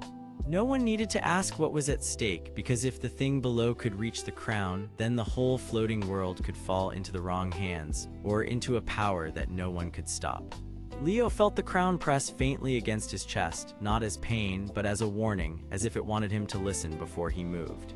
"You are awake," Victor said, and his voice came out low and tense. "Show yourself." The older voice answered from below with a dry calm that made the stone seem colder. "I have been awake longer than your bloodline has ruled dust," it said. "And I have waited for the crown to choose again." The words landed on the group like heavy iron. Sarah turned her eyes toward Victor at once because the hidden voice had just exposed something no one had spoken aloud. Victor was not merely guarding the crown. He had been trying to inherit it through the old royal line, using the crown guard and the iron frame to force the world into obedience. That was his motive, and it was simple enough for anyone to understand. He believed the Skybreak realm was too broken to survive freedom, so he wanted one ruler, one machine, and one law. Drake wanted a share of that power for himself, but Victor wanted the whole world to kneel. The voice below, however, made clear that the crown did not answer to blood or to force. It answered to a rule older than the tower, and that rule could not be bullied. John Mercer swallowed hard and finally spoke, his voice thin with fear and insight. "The crown is not a weapon," he said. "It is a test. It judges the one who holds it. If the holder bends too much toward fear or greed, the crown rejects them. If the holder stays clear, it binds to them instead." Emily looked at Leo with wide eyes because she understood the danger now. If Victor forced the crown, he could break more than stone. If the thing below claimed it, then whatever mercy still remained might vanish from the world. Leo felt the truth settle inside him, and he did not like it, because being chosen was never something he had asked for. Yet the crown had already marked his chest, and he could feel that mark pulsing with a quiet rhythm, almost like a heartbeat that was not his own. From below came a soft sound, then a hand pressed against the underside of the broken door. The stone lifted a little farther, and the dark beneath it breathed out a thin stream of pale light. Everyone braced at once, and even Drake stopped smiling. And then the door opened enough for them to see a narrow stair going down into a chamber wrapped in cold mist. The steps were made of black metal and old white stone, and the walls around them carried rows of dormant runes that woke one by one as if they had heard a command. Leo started forward, but Sarah caught his arm and spoke quickly, her voice firm but not cruel. "You do not go alone," she said, "not now." Victor also moved, and for one tense moment it looked like both men might clash for the right to lead. Then the floor gave another small shiver, and the choice was made for them. The group descended together, each person carrying a different kind of fear. Emily kept near John because she trusted his calm hands and practical mind. Max stayed near Sarah because he had seen her make hard choices without losing control. Drake drifted at the edge, always close enough to help and far enough to run if things turned bad. At the center, Leo walked with the crown pressed close to his chest, and with every step the light in the chamber below grew stronger. At the bottom of the stair stood a vast room with a circular pool of black glass in the center, and above it hovered a throne of iron and pale crystal. In that throne sat no king and no monster, but a shape made of layered shadow and cold light, tall and still, with a face hidden behind a thin mask of silver lines. When it spoke, the voice was the same one from above, older than Victor and deeper than the machine, but now it carried a strange sadness. "I am Arden Vale," it said, and the name hit John like a memory. John stared, then whispered that Arden had been one of the first engineers of the Crown system, the man who helped build the old control network before Victor's family turned it into a throne. Arden had vanished after warning that the crown could never be used to rule fairly, because it always forced the holder to face what they truly wanted. Victor froze because this changed everything. The hidden owner of the crown was not a ghost and not a demon, but the last keeper of the original system, preserved by the chamber itself. Arden had waited below because he had seen what greed would do to the realm, and he had hidden himself to keep the crown from becoming a tool of domination. That was the twist, simple and clear. Victor had not been guarding the crown from thieves alone. He had been waking the very person who had built the rules Victor wanted to break. Arden raised one hand, and the pool of black glass rippled. "The crown has chosen a new path," he said, "but before it can settle, the iron frame has been summoned above." At once, a distant roar rolled through the tower, deep in metal, and everyone above them felt the vibration in their bones. Victor had already sent the iron frame into motion, and now the great royal war engine was climbing toward the chamber, drawn by the same signal that had opened the door. Sarah cursed under her breath because if the iron frame reached them here, the narrow room would become a trap. John looked at the runes and understood the danger in an instant. "The chamber is waking its defense system," he said. "It will try to decide who belongs and who does not." Arden turned his hidden face toward Leo. "Then the boy must speak," he said, "not with power but with truth." Leo felt every eye turn to him, and for the first time he did not feel like he was standing in someone else's object. He felt like he was being asked to become part of the choice itself. The crown glowed brighter against his chest, and he understood that it had not only sensed courage. It had sensed honesty, the kind that stayed even when fear tried to bend it. And the first metal impact from above slammed through the ceiling and dust fell in a hard rain. Another strike followed, heavier, and the chamber lights flashed red along the walls. Victor shouted for everyone to hold the stair, but his voice had lost some of its certainty, because now he knew the system did not answer to rank. Drake gave him a sharp look, then muttered that this plan was getting worse by the second, which was the closest thing he had to loyalty. Emily moved to a fallen control pedestal and pressed both hands to the glowing surface, trying to steady the failing power lines the way John had taught her. Max ran messages between Sarah and John, quick and focused, delivering each warning before panic could spread. Sarah took command of the stair in a steady voice, placing people where they could do the most good, and for once Victor did not fight her. He only watched Leo and Arden because he had begun to understand that his old way of control was slipping through his fingers. Then the ceiling split open in a jagged line, and a huge section of the iron frame forced its way into the chamber. The machine was massive, all steel ribs, glowing lines, heavy joints, and bright pressure vents, and its arrival filled the room with heat, noise, and pressure. It did not look alive, but it moved with cruel purpose, as if Victor had poured his desire for control into metal and made it walk. Arden stood without fear, and his voice rang through the chamber. "The machine answers force," he said. "The crown answers truth. Only one can lead this realm." Victor shouted back that truth had failed the Skybreak realm for too long, and that chaos would tear the floating kingdoms apart if someone did not seize the future first. His motive was still logical, even if it was wrong. He had watched islands break, supply lines fail, and families lose their homes to the abyss. In his mind, freedom was just another word for collapse. That was why he had chosen the iron frame. That was why he had wanted the crown. He believed fear could be contained if someone strong enough took the reins. Leo looked at him and, instead of hating him, understood him a little. That understanding did not excuse him, but it made the fight harder and more human. The iron frame swung one arm downward, and Sarah called for the team to spread out. John shouted that the chamber core was behind the throne, and if they could overload the control ring, they might stop the machine long enough to force a retreat. Leo took one step toward the center, feeling the crown grow warm for the first time. Arden nodded once, as if confirming the choice, and the hidden runes around the black glass pool lit in a circle around Leo. He was no longer the boy who ran from strange power. He was becoming the one who could carry it without being ruled by it. He lifted his head, facing the iron frame, facing Victor, facing the hidden keeper and the throne, and he spoke in a clear voice that even the chamber could not ignore. "I am not here to take this world for myself," he said. "I am here to stop it from being broken by greed." The crown answered with a bright pulse, and the whole chamber held its breath as the next move began to form, with the iron frame already raising both arms and the dark throne behind Arden beginning to open its final seal. And then one day, the chamber would tell this story as a turning point, because every person there was forced to choose what kind of power they wanted. Sarah chose duty without pride. Emily chose care without fear. Max chose courage without reward. John chose truth over comfort. Drake chose to watch and wait, which was often how he survived, though even he looked shaken now. Victor chose control, and that choice had carried him to the edge of ruin. Arden chose patience, but patience alone could not save a world forever, and Leo chose something new. He chose to stand in the center, not as a ruler, but as a bridge between power and responsibility. The iron frame roared again, and the chamber lights burst into white lines across the floor. The hidden throne began to rise from its base, and the silver mask on Arden's face cracked with a sound like ice.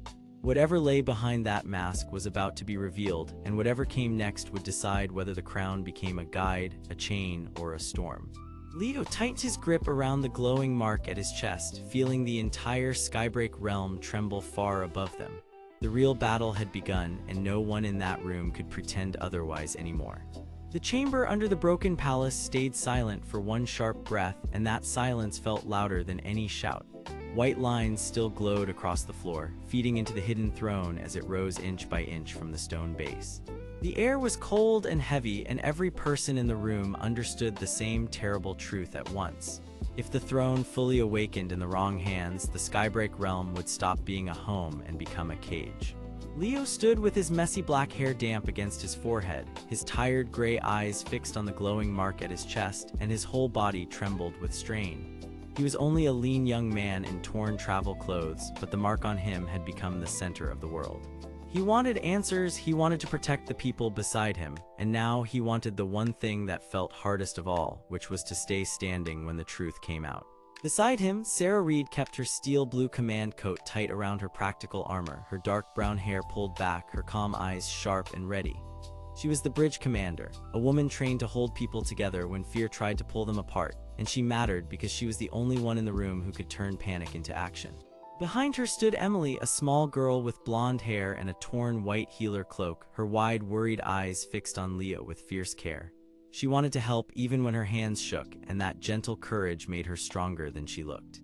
Max, a red-haired boy with a worn messenger outfit and a small satchel bouncing at his side, edged near the broken doorway, ready to run any order through the palace if the room collapsed into chaos. John Mercer, the older man with white hair, a rough brown coat stained with machine oil, and tired, kind eyes, crouched near the throne base and studied the moving lines with the patience of a man who had spent a life understanding machines. He had built tools for the crown long ago, and now he feared that his old work had become something far worse. Above all of them, Victor Hale stood tall in his gold royal uniform marked by dark battle scars, his slick silver hair catching the cold light, his sharp eyes locked on the throne with a ruler's hunger and a soldier's discipline. He wanted control because he believed only control could save the realm from falling apart. That was the reason he had pushed so hard, used so many people, and hidden so much. At his side, Drake Voss grinned with cruel confidence, his black hair falling over a face that never looked honest, his red armor patched with rough scavenger pieces that made him look like a wolf wearing stolen metal. He wanted power for himself, not order, not duty, only the chance to grab whatever he could before anyone else did. And there, just beyond the light, Arden stood with the silver mask cracked across the face, the fracture lines spreading like ice on a frozen pond. Arden had once seemed calm, almost empty, but now that mask was failing, and everyone could feel the person underneath finally pushing through. The throne rose another handspan, and the room answered with a deep, metallic hum. Victor took one step forward and raised a hand, but Sarah moved fast and blocked his path without even looking away from the center of the room. "No one touches it yet," she said, her voice steady and low. "Not until we know what it will do." Victor's jaw tightened because he hated being delayed, yet he did not strike her down with words or force. He knew she was right, and that made him even more dangerous because a man who believes he is right can justify almost anything. Drake laughed under his breath and glanced at Leo. "Look at him," Drake said, his cruel smile widening. "The throne wants the boy, and the boy wants to pretend he does not matter." Leo hated that line because it touched the fear he had been hiding. He did matter, but he did not know why, and every new clue made him feel less free. John Mercer brushed dust from the floor and muttered that the lines were not just power lines, but rule lines, ancient channels built to decide who could command the crown. He explained it in simple words so everyone could understand. Long ago, the crown had not been made to obey greed. It had been made to choose a bearer who could carry the burden of the Skybreak realm without crushing it. That was why the crown had rules, and that was why everyone was afraid of the old stories. If the wrong person forced the crown open, the realm would not simply bow. It would fracture harder, and the floating kingdoms above them would begin to lose their chains of light. Emily swallowed hard when she heard that because she realized the stakes were larger than one battle. It was not only about winning the room, it was about stopping the fall of every island in the sky. Then Arden spoke, and the voice from the cracked mask was not the smooth voice everyone expected. It was rough, strained, and strangely human. Arden looked at Leo, then at Victor, and finally at the throne, as if each one carried a different part of the same wound. The silver mask split a little more, and a thin light spilled through the crack. "You still do not understand," Arden said. "The crown does not choose the strongest, it chooses the one who can refuse it." That surprised everyone in the chamber because it changed the whole meaning of the fight. Victor had believed strength and command would earn the crown. Drake had believed theft and pressure would work. Leo had feared the crown was calling him because of some hidden destiny that would trap him forever. But Arden revealed something far more important. The crown did not want a conqueror. It wanted someone who could carry power without letting power control them. John Mercer slowly stood, his old hands trembling as the truth fit into the machine patterns he had studied for years. He said the throne was a test chamber, not a prize room. It used fear to measure the heart. That was why the room had been built in secret, and that was why so many records had been buried. Victor had known pieces of this all along, but not the full shape of it. His motive became clear in that instant. He had not only wanted the crown for vanity. He wanted it because the realm was already breaking, and he was terrified that if no one took command soon, all the floating kingdoms would drift apart and vanish into the abyss. His fear had twisted into control. Drake, hearing that fear, saw a chance to exploit it and steal the result for himself. Leo understood that both men were dangerous in different ways because one would crush people in the name of safety and the other would sell safety for profit. The iron frame answered before anyone could speak again. Far above the chamber, behind the stone walls and steel braces, the massive Royal War engine came alive with a thunder that rolled through the floors. Its steel ribs groaned, its glowing lines lit one by one, and its bright pressure vents opened with a hot hiss. Victor turned his head just enough to confirm what he had feared. He had brought the iron frame here as a backup plan, a final tool of control in case the throne did not obey him. Sarah looked at him with open disappointment now because the truth was no longer hidden. He had prepared to force the realm if the realm refused to kneel. Max moved first, slipping to the side and shouting for the outer guards to hold the corridors.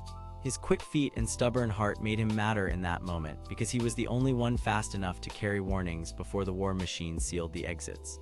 Emily rushed to Leo and pressed her hands near the mark at his chest, not to seize it, but to steady him.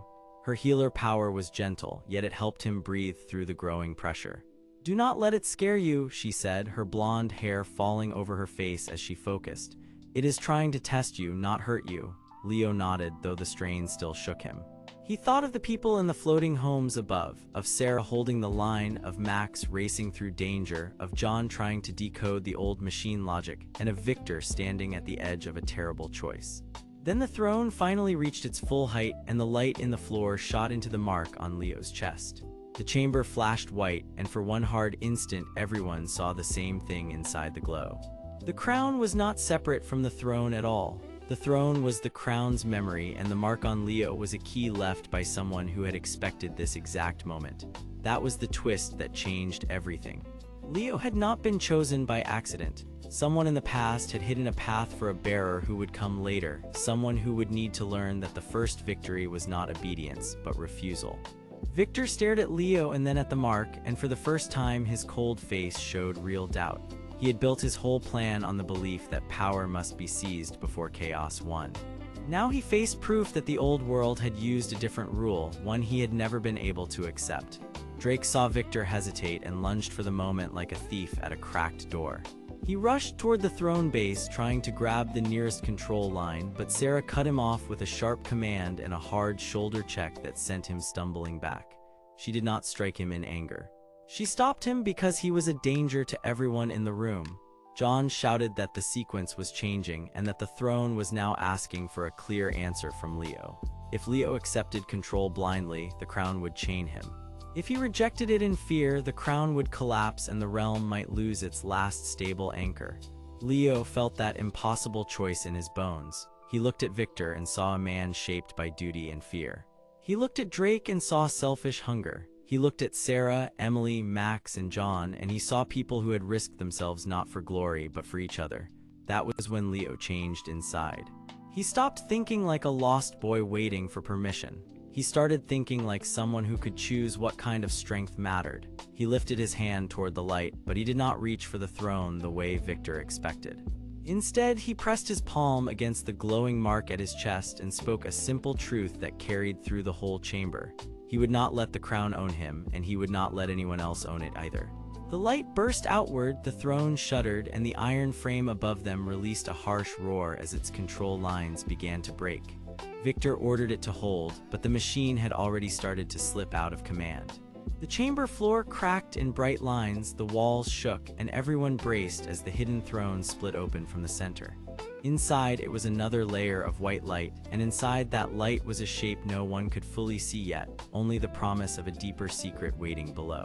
Arden took one step toward Leo, the broken mask hanging in pieces, and said with quiet urgency that the next choice would decide whether the crown became a guide or a storm. Then the whole chamber tilted hard, forcing everyone to grab for balance as the hidden passage beneath the throne began to open, and the story of the crown moved into a place none of them had expected. Leo kept his footing by a thin line of will, his gray eyes wide, his chest burning with the mark. Sarah moved beside him at once, one hand out to steady him and the other ready for the next command. Max shouted from the far side that the corridor doors were failing. Emily called back that she could feel the pressure changing, like the realm itself was holding its breath. John Mercer stared into the opening under the throne and whispered that the old builders had hidden a second chamber for a reason. Victor did not speak for a moment because he was looking at the broken control line in his hand and realizing his certainty had failed him. Drake, angry now and no longer amused, backed toward the edge of the chamber and searched for another way to steal the advantage. Above them, the iron frame groaned and shifted, and its shadow moved across the ceiling like a giant hand trying to reach down. The realm trembled again, deeper this time, and distant bells began to ring from the floating kingdoms far above. Leo understood then that this was not the end of the fight. It was only the point where the real path finally opened. He tightened his hand around the mark, looked into the rising dark under the throne, and stepped forward with the others beside him, ready for whatever secret waited below. The chamber below the hidden throne opened into cold, narrow darkness, and the air felt older than stone. Broken white runes floated in slow lines along the walls, while thin bands of light ran through the floor like veins under ice. Leo moved first, with his messy black hair falling into his tired gray eyes, and every step of his lean frame showed how exhausted he was. He still wore plain torn travel clothes, and he looked like a young man who had been pushed too far too fast, yet still refused to fall. Beside him, Sarah Reed kept her steel blue command coat tight over her practical armor, her dark brown hair tied back, her calm focus sharp enough to cut through fear. Victor Hale followed in his gold royal uniform, his slick silver hair neat even after battle, his cold eyes never leaving the darkness ahead. Emily, small and brave in her torn white healer cloak, stayed close with her blonde hair brushed against her cheeks and her worried eyes watching for trouble. Max, the red-haired messenger boy with his worn satchel bouncing at his side, moved with quick steps and stubborn courage. John Mercer, older and weathered, walked last with his white hair and rough brown coat stained with machine oil, his tired, kind eyes studying every line in the walls. Drake Voss came after them with black hair, a cruel smile, and red armor built for rough fighting, his greedy stance showing that he trusted no one. And at the back, Arden stood silent under his cracked silver mask, his pale skin hidden, his silver hair barely visible, and the faint glow through the mask cracks making him look less like a man and more like a warning. No one trusted Arden, but everyone knew he mattered because he had led them to the hidden throne, and because he kept speaking as if the truth would hurt more than any blade. The central danger was simple now. If the force below the throne reached the surface, the Skybreak realm would lose its balance, the floating kingdoms would keep shaking loose, and everything above the abyss would begin to fall apart. Victor wanted the crown because he believed control was the only way to stop collapse. Drake wanted the crown because he wanted power for himself. Sarah wanted the truth before anyone made a deadly mistake. John wanted to understand the machines that kept the realm alive. Emily wanted to save the wounded. Max wanted to protect the people who could not protect themselves. And Leo wanted only one thing at first, to survive long enough to understand why the crown had chosen him at all. They reached the center of the chamber and the floor widened around the hidden throne like an open ring. The throne itself rose from a sealed base of dark stone and old gold, massive and ancient, with thin glowing lines circling its arms and white runes drifting around it like quiet ghosts. The air around it pressed against their skin, not like wind, but like a rule that no one could argue with. Leo held up the mark in his hand, and the mark answered with a warm pulse that did not feel warm at all. The crown, still sealed in a ring of floating light above the throne, gave off a deep inner glow, and the pressure around it made even Victor slow his steps. Then the floor trembled again, and a new shape began to rise from below the throne.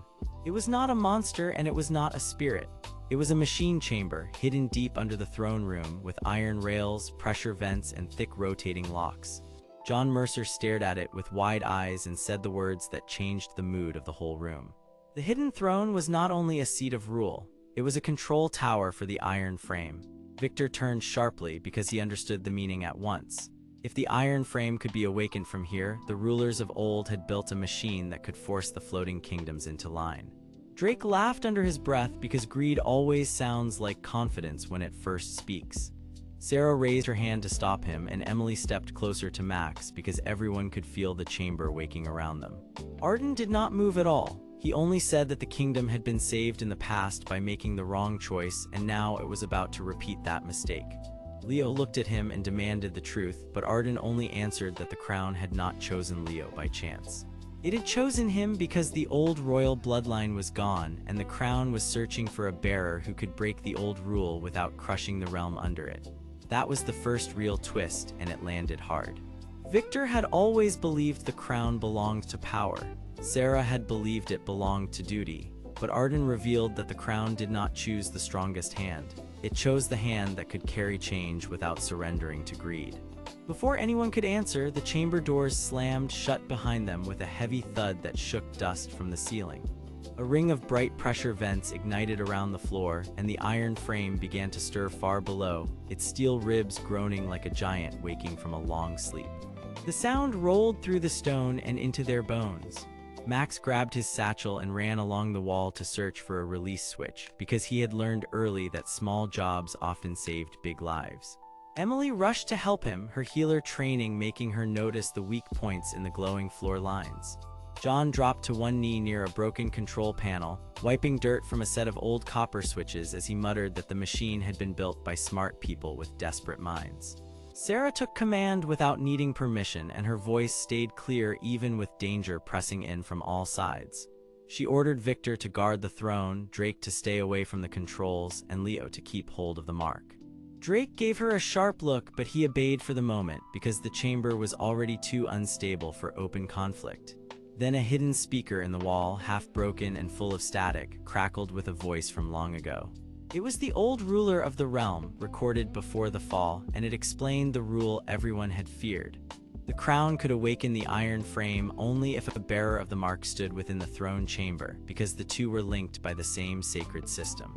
That meant the machine could be used to protect the realm, but it could also be used to lock the realm into one will forever. Victor understood the threat immediately. Drake understood the opportunity, and Leo understood something even deeper. If he accepted the crown, he might be able to stop the collapse, but he could also become the next prison keeper of the whole sky. That choice hit him harder than any enemy strike because it was not about strength now. It was about what kind of future he was willing to hold. The chamber then lurched, and one of the lower walls cracked open to reveal a deep shaft of moving light and iron.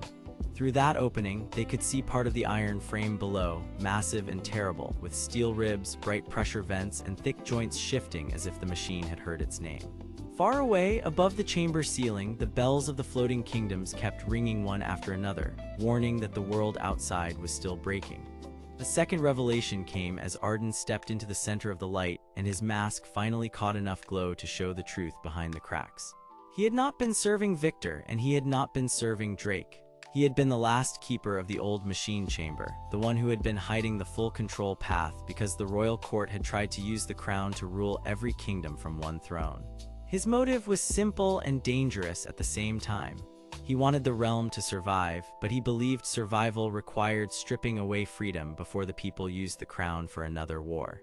That was why he had guided Leo to this place. He needed a bearer who could see the cost before taking the power.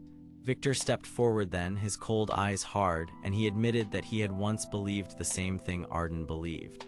He had seen too much chaos, too many broken chains, too many floating districts torn apart by selfish leaders.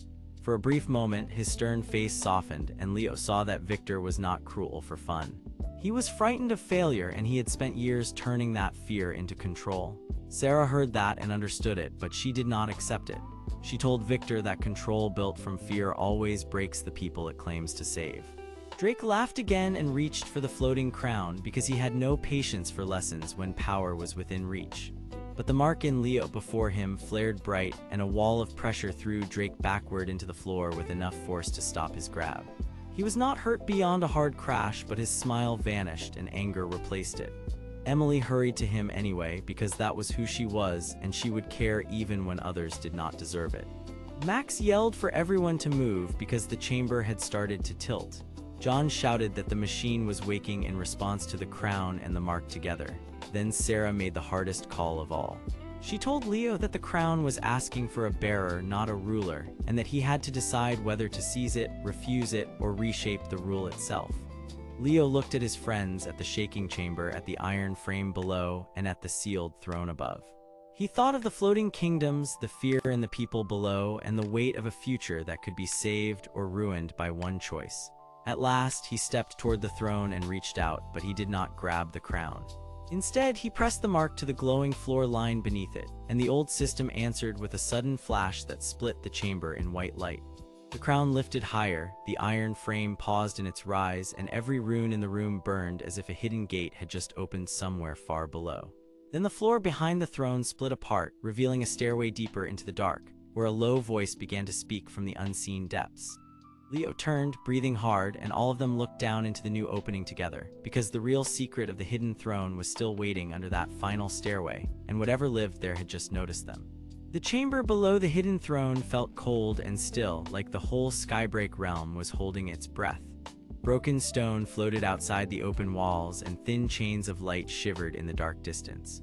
Leo stood near the stairs, tired and shaking, while Victor Hale, Sarah Reed, Drake Voss, Emily, Max, and John Mercer all stared into the opening below the throne. A low voice spoke again, and it was not a monster at all. It was Arden, the masked man in the dark robe, and he finally told the truth. He had not guided them here for treasure.